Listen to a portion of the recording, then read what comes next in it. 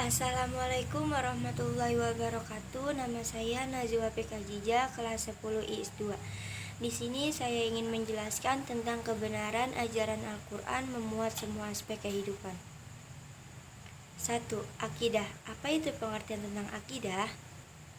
Pengertian akidah secara etimologi, akidah artinya kepercayaan atau keyakinan. Bentuk jamak akidah adalah aqaid, artinya akidah juga disebut dengan istilah keimanan.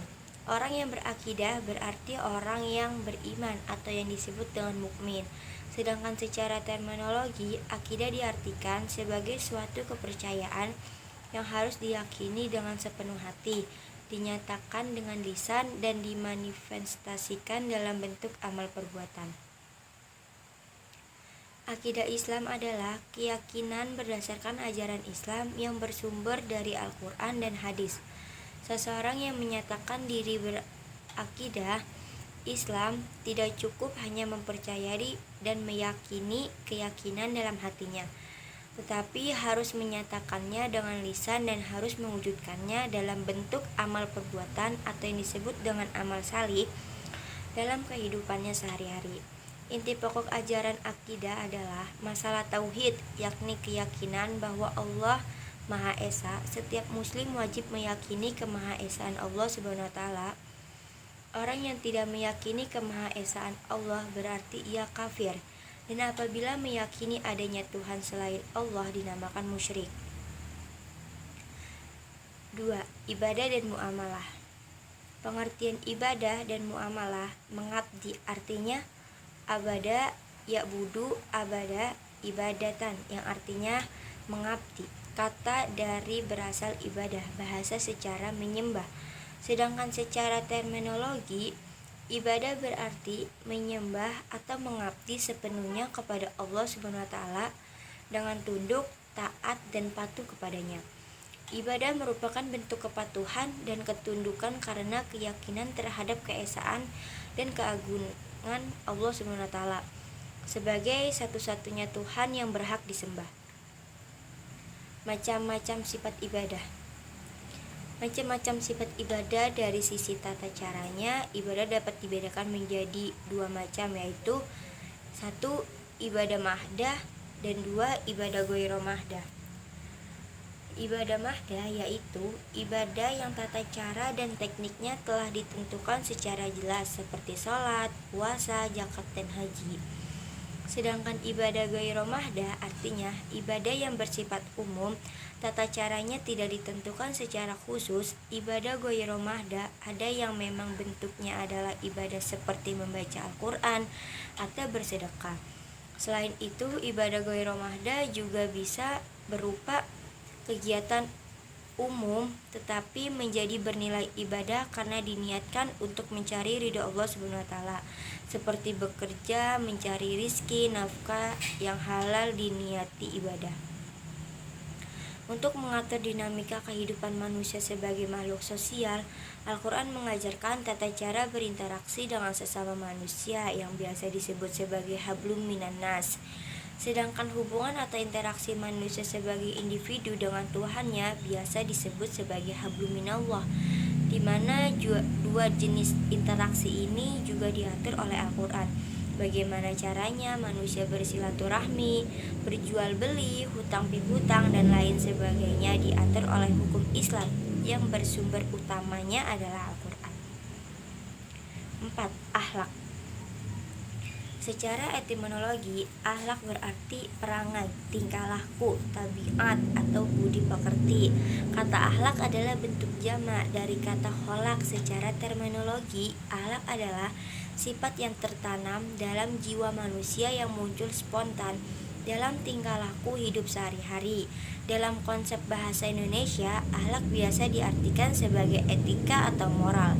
Akhlak merupakan satu fundament penting dalam ajaran Islam. 5. Hukum.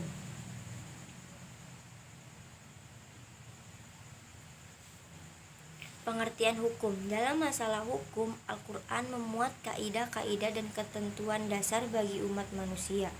Salah satu isi pokok ajaran Al-Quran ini bertujuan untuk memberikan pedoman kepada umat manusia agar kehidupannya menjadi adil, aman, tentram, teratur, sejahtera, bahagia, dan selamat di dunia maupun di akhirat. Ketentuan-ketentuan yang dijelaskan dalam ayat-ayat Al-Quran antara lain adalah: 1. Hukum perkawinan antara lain dijelaskan dalam Quran Surah Al-Baqarah ayat 221, Quran Surah Al-Maidah ayat 5, Quran Surah An-Nisa ayat 22-24, Quran Surah An-Nur ayat 2, Quran Surah Al-Mutahananah ayat 10-11. 2. Hukum waris antara lain dijelaskan dalam Quran Surah An-Nisa ayat 7-12 dan 176, Quran Surah Al-Baqarah ayat 180, dan Quran Surah Al-Muidah ayat 106. 3. Hukum perjanjian antara lain dijelaskan dalam Quran Surah Al-Baqarah ayat 279, 280, dan 282, Quran Surah An-Nafal ayat 56 dan 58, Quran Surah At-Taubah ayat 4. 4. Hukum pidana antara lain dijelaskan dalam Quran Surah Al-Baqarah ayat 178, Quran Surah An-Nisa ayat 92 dan 93, Quran Surah Al-Maidah ayat 38, Quran Surah Yunus ayat 27, Quran Surah Al-Isra ayat 33, Quran Surah Asy-Syu'ara ayat 40. 5. Hukum perang antara lain dijelaskan dalam Quran Surah Al-Baqarah ayat 190-193, Quran Surah An-Nafal ayat 39 dan 41, Quran Surah At-Taubah ayat 5, 29 dan 123, Quran Surah Al-Hajj ayat 39 dan 40. 6. Hukum antar bangsa antara lain dijelaskan dalam Quran Surah Al-Hujurat ayat 13 dan lain sebagainya. Sejarah kisah umat masa lalu. Seperti telah kita ketahui pada pembahasan sebelumnya, Al-Quran banyak menjelaskan tentang sejarah atau kisah umat pada masa lalu. Sejarah atau kisah-kisah tersebut bukan hanya sekadar cerita atau dongeng semata, tetapi dimaksudkan untuk menjadi ibrah atau penjelasan bagi umat Islam. Dengan berkaca dari kisah-kisah terdahulu, umat Islam bisa menjalani kehidupan agar sesuai dengan petunjuk yang diberikan Al-Quran. Hal ini ditegaskan oleh Allah Subhanahu wa Ta'ala dalam firman-Nya dengan banyaknya kisah-kisah umat terdahulu di dalam Al-Quran. Diharapkan umat Islam bisa mencontoh umat-umat yang taat kepada Allah Subhanahu wa Ta'ala dan menghindari perbuatan maksiat kepadanya sebagaimana dilakukan oleh sebagian umat terdahulu. Dasar-dasar ilmu pengetahuan sains atau teknologi.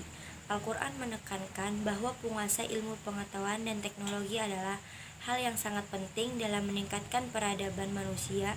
Sebagai kalamullah, Al-Quran banyak mengandung ayat-ayat yang memuat pengetahuan dan teknologi. Karenanya, Al-Quran adalah kitab suci yang ilmiah, pengetahuan dan teknologi yang tersirat dalam kandungan Al-Quran dapat dikembangkan guna kemaslahatan dan kesejahteraan hidup manusia. Perilaku orang yang menjadikan Al-Quran sebagai pedoman hidup. Sebagai wahyu terakhir yang diturunkan oleh Nabi yang diturunkan kepada Nabi terakhir, Al-Quran mengandung semua kunci untuk membuka pengetahuan Allah yang tidak terbatas. Dan tentu saja Al-Quran adalah petunjuk Allah untuk menyikap semua misteri ilmu pengetahuan yang belum terpecahkan. Quran Surah Al-Baqarah ayat 2. Maka tinggal kita sebagai umat Islam yang hidup di masa kini dan yang akan datang. Sanggupkah untuk mengungkapkan pengetahuan lebih banyak lagi dari kandungan-kandungan yang tersurat di dalam Al-Quran? Umat Islam mestinya terus mempelajari Al-Quran dan kandungan-kandungan yang terdapat di dalamnya, sesuai dengan kapasitas dan bidang keilmuannya masing-masing. Dengan mempelajari Al-Quran, setidaknya seseorang akan terlepas dari kebodohan dan kesesatan dalam mengarungi kehidupan ini. Orang-orang yang selalu berpedoman pada ajaran yang disampaikan oleh Al-Quran, maka hatinya menjadi lembut serta senantiasa berlapang dada. jiwa mereka seluas samudra dalam menerima petunjuk-petunjuk dan titah-titah ketuhanan. Mereka tumbuh dan menjelma menjadi pribadi terbaik dalam potensinya. Rasulullah SAW bersabda, sebaik-baik manusia adalah siapa yang belajar Al-Quran dan mengajarkannya kepada orang lain. Hadis riwayat Bukhari dari Utsman bin Affan radhiyallahu anhu. Membaca, menelaah, menganalisa, memahami Al-Quran, mendalami, menyelami, mengamalkan Al-Quran dalam kehidupan Al-Quran menumbuhkan hikmah dan kebijaksanaan dalam kehidupan.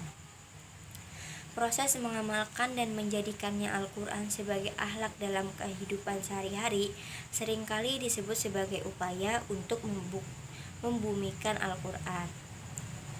Oke, cukup segitu penjelasan dari saya. Mohon maaf bila ada kata-kata yang mungkin tidak berkenan. Cukup sekian dari saya. Wassalamualaikum warahmatullahi wabarakatuh.